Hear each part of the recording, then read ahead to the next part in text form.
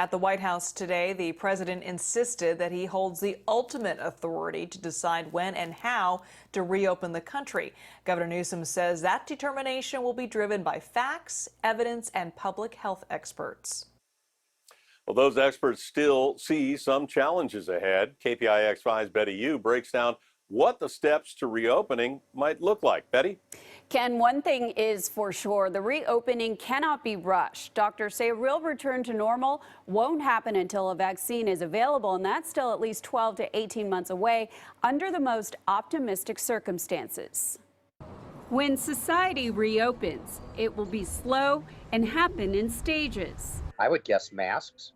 There might be a request for people, older people, to shelter in place, continue to shelter in place, or at least cut down your movement outside. I think that you could look at a staggered return to work. UCSF professor of epidemiology George Rutherford says industries like construction and manufacturing may be the first to restart. And I would love the restaurants to come back online and to be able to take away more from there than a paper bag. But I would imagine that would kind of come on a little bit more slowly. He says large gatherings like sports games and music festivals are likely to be restricted until the fall at the earliest. Several safety protocols must be in place before we transition back to regular life. On top of continued social distancing, anyone who's symptomatic is sent home, and there's a return to work protocol.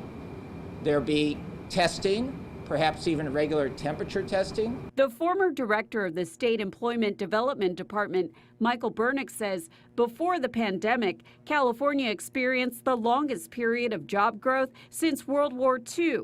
In the last 2 weeks, more than 2 million people have filed for unemployment in the state. Clearly, some of the major sectors, hospitality, travel, retail, will be slower to come back, and they'll come back in very different form. UCSF is currently working on a project with the city to expand its contact tracing capacity. It involves asking infected patients who their last contacts were to determine who needs testing and discover new cases. Liz?